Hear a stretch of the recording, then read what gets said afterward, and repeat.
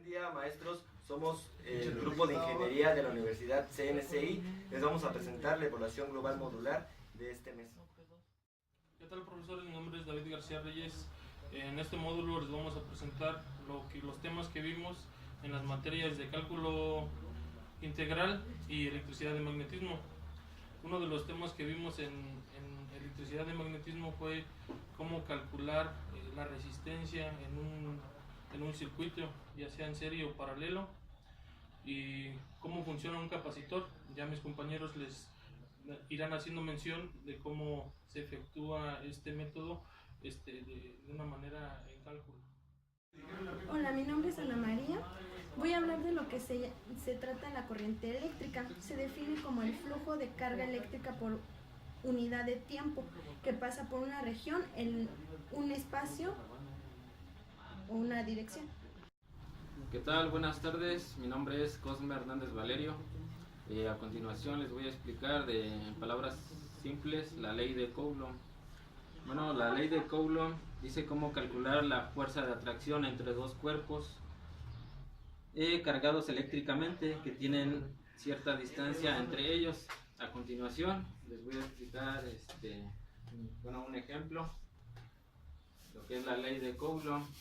La ley de Coulomb dice que la energía no se crea ni se destruye, solo se transfiere. Aquí van a ver cómo el cabello del modelo es atraído por el globo por la electricidad.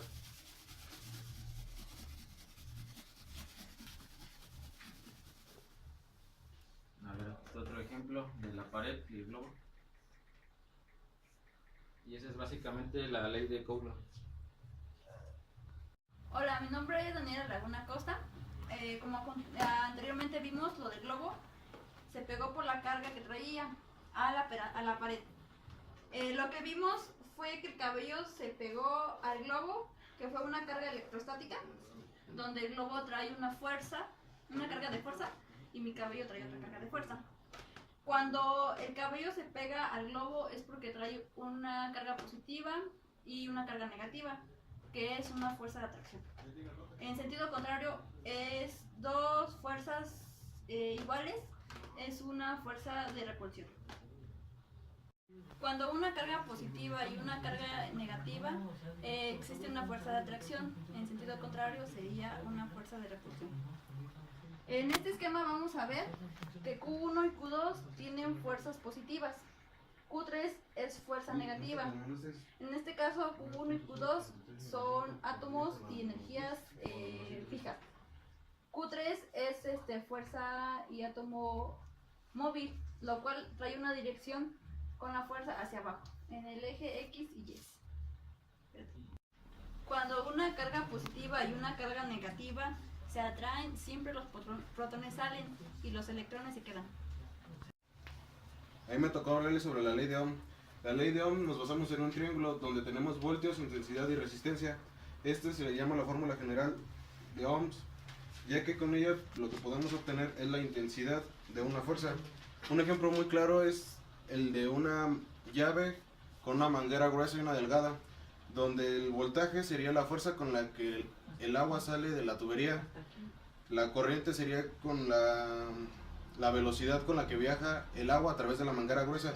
Al llegar al punto donde se encuentra la manguera delgada, obtenemos la resistencia que está obteniendo debido a la dimensión de la manguera.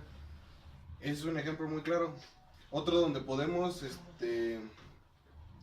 cambiar la intensidad de un circuito. Esto se basa en el cambiar la batería o la pila. Podemos también variar la resistencia. La resistencia se puede variar de muchas formas, una de ellas cambiando la bobina. No podemos variar la intensidad debido al circuito. La forma directa sería de forma directa, sino que podemos hacerlo. Tenemos que recurrir a varias tensiones de la resistencia.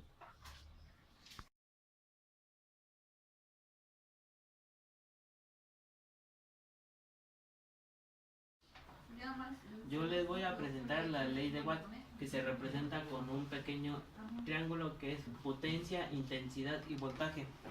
Es la potencia consumida, es directa proporcional al voltaje suministrado a la corriente que circula.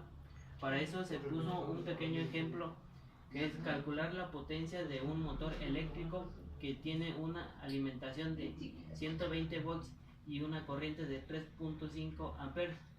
Para esto es la potencia igual a voltaje por intensidad, que es 120 volts por 3.5 amperes, que el resultado es 420 watts. Buenas tardes, a nosotros nos tocó hablar de lo que es la corriente directa y la corriente alterna. La corriente directa que fluye en una sola dirección es la corriente directa y tiene un positivo y un negativo. A continuación mi compañero les va a poner un ejemplo de lo que es la corriente directa. La corriente directa, aquí podemos ver, solo tiene un camino, en el cual podemos dar un ejemplo con esta lamparita. Aquí es una corriente directa. ¿Por qué? Porque no hay ningún movimiento ni nada, todo es directo. La corriente alterna es una corriente variable en la que las cargas eléctricas cambian el sentido del movimiento de manera periódica. El ejemplo de corriente alterna, podemos ver que hay una frecuencia. ¿Sí es frecuencia? ¿No? Sí. Entonces, aquí está un ejemplo de corriente alterna, ya que enciende y apaga. Es como las intermitentes de un vehículo o la lamparita, como podemos ver ahorita. Hola, ¿qué tal? Mi nombre es Jonás Arrioja Robles. Me tocó explicar los circuitos en series y circuitos paralelos. Los circuitos electrónicos son representaciones gráficas de elementos conectados entre sí para formar una trayectoria por la cual circula una corriente eléctrica. En los circuitos en serie siempre va a ser la misma intensidad de carga eléctrica, y en el circuito paralelo es el mismo voltaje en todos sus elementos. Como se muestra, tenemos dos claros ejemplos de circuito en serie y circuitos en paralelo.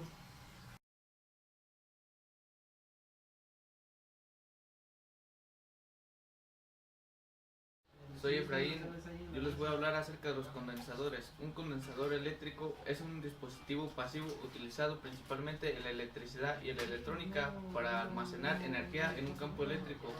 Ahorita les voy a mostrar unas imágenes de un condensador.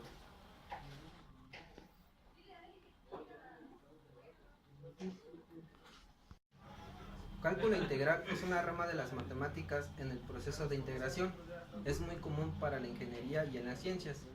Se utiliza principalmente para el cálculo de áreas y volúmenes en regiones. La integral definida es un concepto que utilizamos para sacar valores de áreas que tienen curvas y diferentes métodos de integración. Integración por partes, integración simple, integración por cambio de variable e integración por sustitución trigonométrica.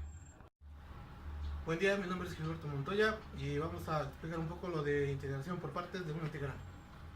En el caso de tener un producto de dos funciones, se usa un método para integrar definiendo dos variables, de las cuales cumplen la siguiente expresión.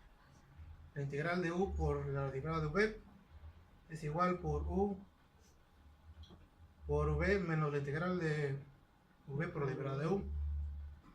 Un criterio para seleccionar quién es u y quién es v es seleccionar la jerarquía para u, que es logarítmica, inversa, algebraica, trigonométrica y exponencial.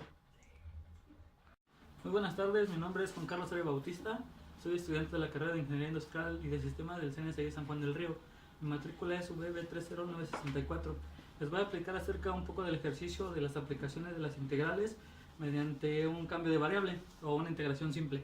Aquí, como podemos ver en esta pequeña gráfica, tenemos un área determinada que queremos calcular. Para eso sirven las integraciones. Como vamos a verlo un poco más a detalle, la integral que forma la fórmula que forma esa área bajo la curva es la siguiente, que es esta. Esa fórmula la tuvimos mediante la desviación que pudimos encontrar en la gráfica, y la siguiente tendencia es la que encontramos solamente para calcular el área bajo la curva. Se hace la integración, como todos sabemos, por métodos básicos, y obtenemos el resultado, que es de menos 25. Esto sirve para calcular cuál es el área determinada dentro de esta gráfica.